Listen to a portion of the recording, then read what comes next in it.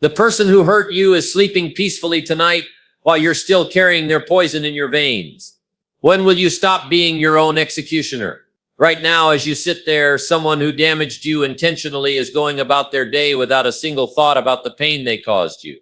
They're not losing sleep. They're not questioning their actions. They're certainly not planning to change. Yet here you are, still holding the door open, still hoping they'll walk through it as a different person. How many times have you told yourself maybe they'll change this time? How many times have you accepted an apology that came with no real transformation? Show of hands. Who here has given someone a second chance after they showed you exactly who they were the first time? Keep those hands up. Now ask yourself this. What did that teach them about your boundaries? The brutal truth is this. Boundary. Every second chance you give to someone who doesn't deserve it is actually you choosing to participate in your own destruction. You're not being kind. You're not being understanding. You're being an accomplice to your own pain. There was a woman I knew who worked at a small accounting firm. Brilliant mind, incredible work ethic, but she had a colleague who would consistently take credit for her ideas in meetings. Week after week, this colleague would present her concepts as his own. The first time it happened, she thought it was a mistake. The second time, she gave him the benefit of the doubt. By the fifth time, she was still making excuses for him, still giving him access to her work, still hoping he would develop integrity. One day during a major presentation to potential clients, he presented her entire strategic plan as his own creation. She sat in that conference room, watching months of her labor being claimed by someone else, and something inside her finally broke. Not broke down, broke free. After the meeting, instead of confronting him privately as she had done before, she walked directly to their supervisor with documented proof of her original work. No second chances, no benefit of the doubt, no hoping he would do better. She simply presented the facts and let them speak. Within 2 weeks, he was transferred to another department. Within 6 months, she was promoted to a position that would have been his. But here's what really changed. She stopped being a victim of her own kindness. The moment you truly understand that giving destructive people multiple opportunities is self-betrayal, not mercy, your entire life shifts. You stop being surprised when scorpions sting. You stop expecting roses from thorn bushes. You stop hoping that people will become who you need them to be, instead of accepting who they've already shown you they are. Think about the people in your life right now who have damaged you intentionally, not accidentally, intentionally. They knew their actions would hurt you, and they chose to do it anyway. Maybe they lied to you when the truth would have served you better. Maybe they broke promises they had no intention of keeping. Maybe they betrayed your trust when you were at your most vulnerable. What's your pattern with these people? Do you keep giving them access to hurt you again? Do you keep believing their words while ignoring their actions? Do you keep hoping they'll suddenly develop the character they've never demonstrated? Here's what nobody wants to tell you. Your willingness to accept poor treatment is teaching people exactly how to treat you. Every time you take back someone who has shown you disrespect, you're giving them a master class in how little they need to value you. You're literally training them to hurt you. When someone shows you who they are through their actions, believe them, not their words loping, their actions. Words are free, actions cost something, and people will only invest in treating you well if the cost of treating you poorly is too high for them to pay. But somewhere along the way, you started believing that forgiveness meant giving people unlimited chances to hurt you. You started thinking that setting boundaries made you mean. You started confusing kindness with weakness and wisdom with cruelty. Real kindness protects good people from bad behavior. Real kindness doesn't enable destruction. Real kindness says, I care about you too much to let you continue being someone you shouldn't be. And I care about myself too much to keep accepting what I don't deserve. The person who keeps lying to you isn't going to suddenly become honest because you give them another opportunity to lie. The person who keeps breaking their commitments isn't going to develop integrity because you keep trusting them anyway. The person who keeps disrespecting you isn't going to learn respect by watching you disrespect yourself. Change this pattern, and you change everything. There's a difference between holding grudges and having standards. A grudge is carrying past pain into present moments. Standards are using past lessons to make better future decisions. When someone shows you they can't be trusted, trusting them again isn't forgiveness, it's foolishness. You know what happens when you stop giving second chances to people who don't deserve them. Space opens up in your life, energy becomes available, time gets freed up, And all of that space, energy, and time becomes available for people who actually add value to your existence. But you have to make a choice right now. Today, are you going to keep being a rehabilitation center for broken people, or are you going to become a sanctuary for your own peace of mind? Every morning you wake up, you get to decide what you'll accept and what you won't. You get to choose who has access to your energy and who doesn't. You get to determine what behavior you'll tolerate and what behavior will get someone permanently removed from your life. The people who truly care about you won't need multiple chances to treat you well. They won't need repeated warnings to respect your boundaries. They won't need constant reminders to keep their word. Good people don't need extensive training to be good to you. When someone damages you intentionally, they're making a statement about how much they value your well-being. They're telling you exactly what your peace of mind is worth to them. They're showing you where you rank in their priorities. And when you keep giving them chances to prove this over and over again, you're agreeing with their assessment of your worth. Stop agreeing with people who undervalue you. Your energy is finite. Your time is limited. Your emotional capacity has boundaries. Every second you spend hoping someone will become different is a second you're not spending with people who are already good to you.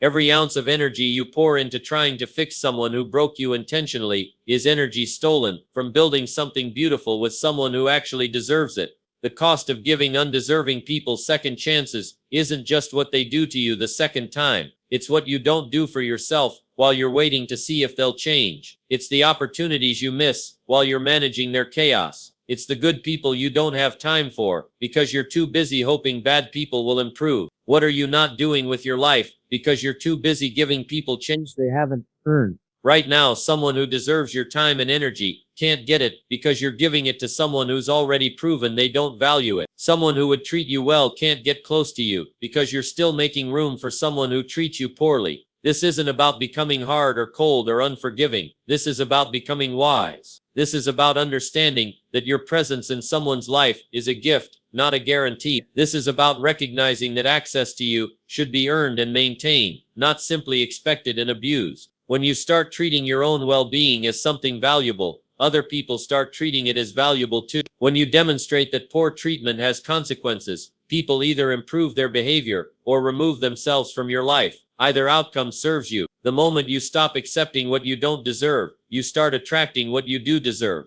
The moment you stop giving chances to people who waste them, you start creating space for people who will value them. The moment you stop being everyone else's second chance, you become your own first priority. Your peace of mind isn't a training ground for people who need to learn how to be decent human beings. Your heart isn't a rehabilitation center for people who need to develop character. Your life isn't a waiting room where you sit hoping people will eventually become who you need them to be. Some people will test every boundary you set to see if you really mean it. Some people will push every limit to see how much you'll actually tolerate. Some people will keep taking as long as you keep giving. The only way to teach them to stop is to stop giving them opportunities to continue. What lesson are you teaching people about how you expect to be treated? What are you showing them about the consequences of disrespecting you? What are you demonstrating about the cost of betraying your trust? Because they're learning. They're always learning. And they're going to keep doing whatever you keep accepting. The answers to those questions determine everything that happens next in your life. Because once you understand what you're teaching, you can start teaching something different. Once you see the patterns you've been creating, you can start creating new ones. Once you recognize the soil you've been growing your life in, you can start preparing better ground. Success isn't about changing other people. Success is about changing yourself in ways that make their bad behavior irrelevant to your happiness. Success is about building yourself into someone who naturally attracts respect because you respect yourself first. Success is about developing the kind of character that repels toxic people and attracts healthy relationships. Think of it like farming. No farmer looks at barren ground and hopes it will magically produce a harvest. They don't plant seeds in rocky soil and expect them to flourish. They don't water weeds and wonder why they don't get roses. A successful farmer prepares the soil first. They remove the rocks. They pull the weeds.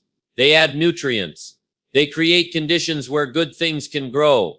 Your life works the same way. The soil of your existence is made up of your daily habits, your standards, your boundaries, and your choices. If that soil is contaminated with people who drain your energy, relationships that cost more than they contribute, and patterns that serve everyone except you, nothing good will grow there. But here's what most people get wrong. They think success means learning to manage the weeds better. They think growth means becoming more tolerant of toxic behavior. They think maturity means accepting treatment they don't deserve. That's not growth. That's regression. Real growth means creating soil so healthy that weeds can't survive in it. Real success means developing standards so clear that people either rise to meet them or remove themselves from your life. Real maturity means understanding that some people and situations are simply incompatible with the life you're trying to build. How much energy are you spending trying to make dead ground productive instead of finding fertile soil? How much time are you investing in relationships that require constant maintenance just to stay functional? How many resources are you pouring into people and situations that give you nothing back? Every successful person learns this fundamental truth. What you tolerate multiplies and what you eliminate disappears. When you stop watering dead plants, they stop taking up space in your garden. When you stop feeding toxic relationships, they stop consuming your energy. When you stop accepting behavior that damages you, that behavior stops being part of your experience. But elimination is only half the equation. The other half is cultivation. While you're removing what doesn't serve you, you have to be simultaneously developing what does serve you. While you're saying no to what drains you, you have to be saying yes to what fills you. While you're closing doors to people who hurt you, you have to be opening doors to people who help you. This is where most people fail. They focus so much on what they're trying to get rid of that they forget to build what they want to keep. They become experts at identifying problems but amateurs at creating solutions. They master the art of complaining about their circumstances but never develop the skills to change them. True transformation happens when you shift your focus from managing problems to building solutions. Instead of spending your energy trying to fix broken people, you invest that energy in becoming the kind of person who doesn't attract broken people. Instead of learning how to survive toxic relationships, you learn how to create healthy ones. Instead of developing thicker skin to handle disrespect, you develop stronger boundaries that prevent disrespect. Consider this: every day you wake up, you're either building your ideal life or tearing it down. Every choice you make is either moving you toward the person you want to become or away from that person. Every relationship you maintain is either adding value to your existence or subtracting from it. Every habit you practice is either strengthening your character or weakening it. The compound effect of these daily decisions is extraordinary. Small choices, repeated consistently over time, create massive results. The person who chooses to spend 15 minutes each morning clarifying their priorities will make better decisions all day long. The person who chooses to end conversations that drain their energy will have more energy for conversations that inspire them. The person who chooses to say no to commitments that don't align with their values will have time for commitments that do. But here's the catch. These small daily choices require you to disappoint some people. They require you to say no when others want you to say yes. They require you to choose your own well-being over other people's convenience. They require you to value your long-term happiness more than short-term harmony. Most people aren't willing to pay that price. They'd rather keep everyone happy in the moment than build a life that makes them happy in the long run. They'd rather avoid uncomfortable conversations today than create the life they actually want tomorrow. They'd rather maintain relationships that cost them peace than risk the temporary discomfort of setting boundaries. What price are you willing to pay for the life you want? What temporary discomfort are you willing to endure for permanent improvement? What relationships are you willing to risk in order to build the relationships you actually deserve? Success isn't about avoiding all conflict. Success is about choosing your conflicts wisely. When you stand up for yourself, some people won't like it. When you set boundaries, some people will test them. When you start valuing yourself properly, some people will try to make you feel guilty about it. That resistance isn't a sign you're doing something wrong. It's proof you're doing something right. The people who get upset when you start treating yourself well are the same people who benefited when you were treating yourself poorly. The people who call you selfish for having standards are the same people who took advantage of you when you had no standards. The people who accuse you of changing are absolutely right. You are changing, and that change threatens their ability to use you. Change anyway. Your responsibility isn't to make other people comfortable with your growth. Your responsibility is to grow. Your job isn't to manage other people's reactions to your standards. Your job is to maintain your standards.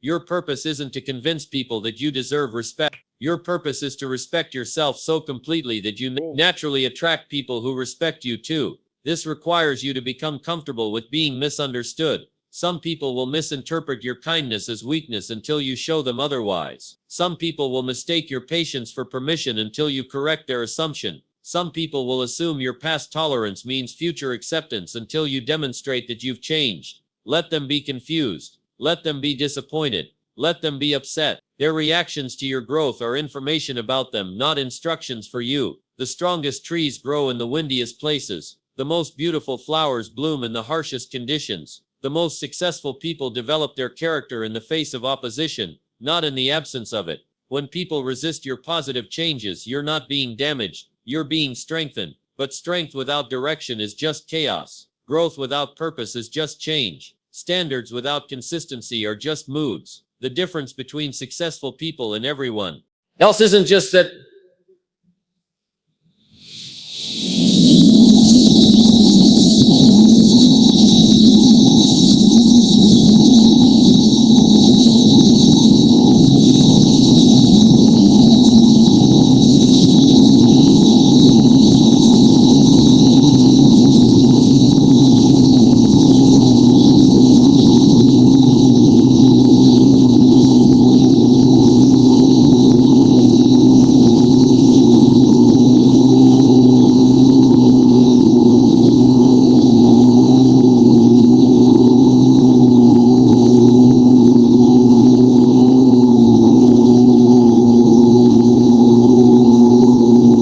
not what you hope might happen someday.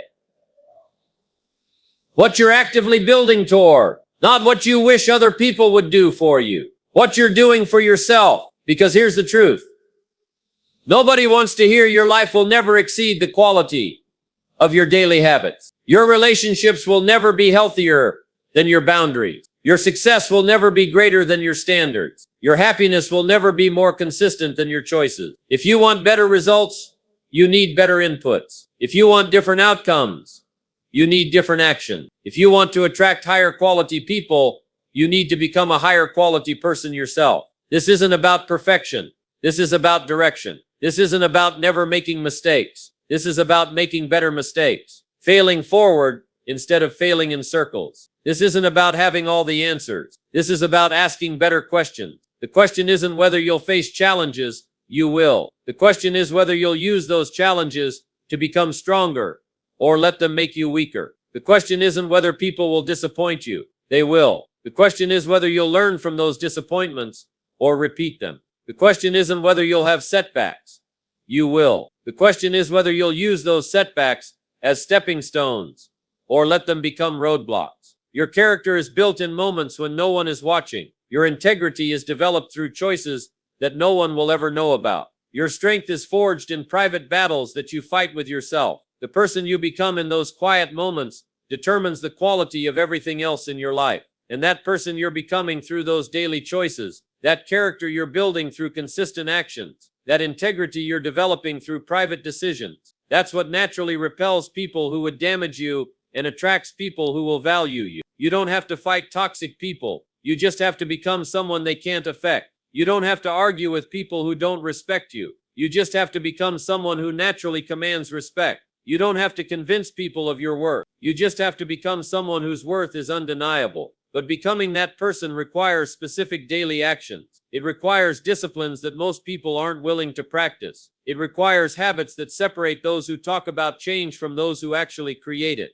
What's the first thing you do when you wake up each morning? Do you immediately check what other people are doing, saying, thinking? Do you start your day by consuming everyone else's problems before you've even addressed your own priorities? Or do you begin with a declaration of what you will and will not accept in the next 24 hours? Successful people start each day by reaffirming their standards, not reviewing them, reaffirming them, not questioning them, strengthening them, not adjusting them to accommodate other people's comfort, declaring them as non-negotiable. Before you interact with a single person, before you respond to a single request, before you make a single commitment, you remind yourself of who you are and what you stand for. You clarify what behavior you'll accept and what behavior will result in immediate consequences. You establish your emotional boundaries before anyone has a chance to test them. This isn't positive thinking. This is practical preparation. This is understanding that every day people will test your resolve. Every day someone will try to see how much you've really changed.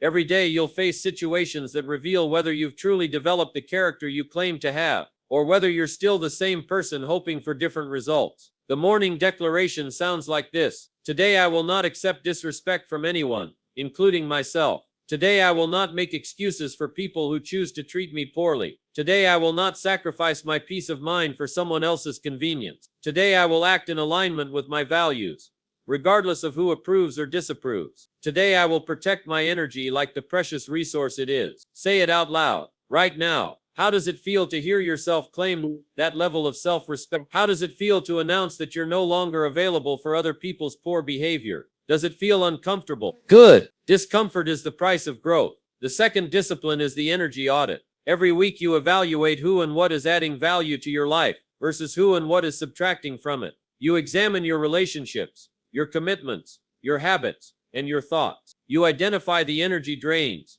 and you eliminate them without apology or explanation. Who leaves you feeling depleted after every interaction? What activities consume your time without contributing to your goals? Which commitments did you make out of guilt rather than genuine desire? What thoughts do you think repeatedly that serve no constructive purpose? Write them down, all of them. Then begin the process of systematic elimination. Some things you can cut immediately. The toxic friend who only calls when they need something.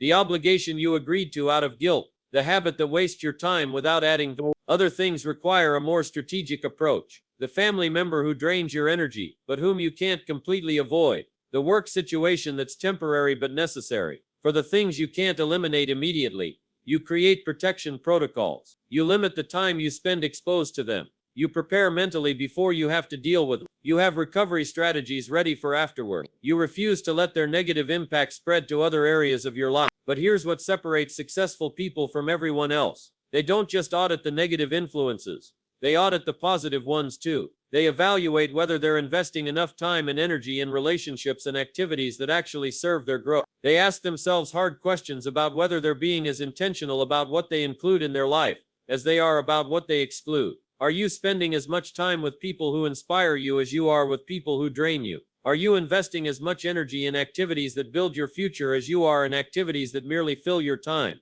Are you as protective of your positive influences as you are defensive against your negative ones? The third discipline is the 3-strike rule, and this is where most people fail because they don't understand what constitutes a strike. A strike isn't just when someone hurts you. This when someone shows you who they are through their actions. A strike isn't just when someone breaks their word.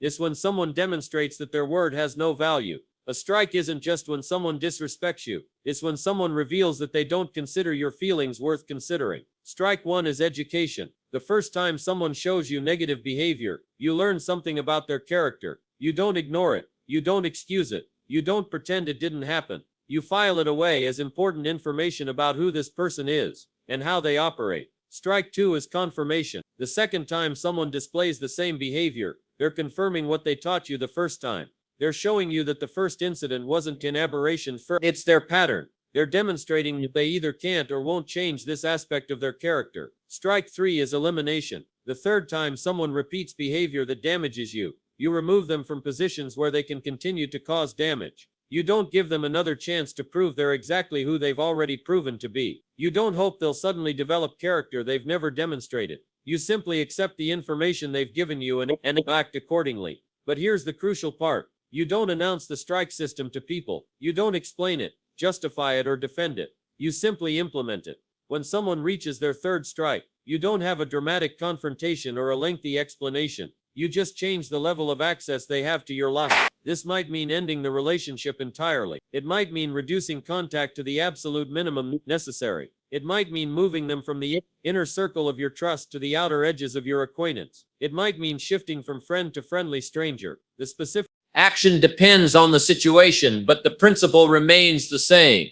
Repeated behavior that damages you results in reduced access to you. How many people in your life are currently on strike 2? How many have already exceeded 3 strikes, but you keep giving them more chances to hurt you? What's your pattern when people show you who they are? You believe them, Or do you hope they'll become someone different? The fourth discipline is boundary enforcement, and this is where most people completely collapse. They set boundaries, then they negotiate them. They establish standards, then they make exceptions. They declare what they will and won't accept. Then they accept exactly what they said they wouldn't. Boundaries without enforcement aren't boundaries. They're suggestions. Standards without consequences aren't standards. They're wishes. Declarations without follow-through aren't power. They're performance. Real boundary enforcement means that when someone crosses a line you've established, there are immediate, predictable consequences. Not threats of consequences. Actual consequences. Not warnings about what might happen. Actions that demonstrate what will happen. When someone disrespects you after you've asked them not to, you don't give them another lecture about respect. You show them what disrespect costs by removing something they value. Your time, your attention, your availability, your trust, or your presence. When someone breaks a commitment they made to you, you don't make it easier for them to break the next one. You make it harder for them to earn your trust again. This doesn't mean being vengeful or cruel. This means being consistent and predictable. People need to know that your boundaries aren't negotiable and that crossing them has real consequences. They need to understand that treating you well has benefits and treating you poorly has costs. But boundaries aren't just about keeping bad behavior out.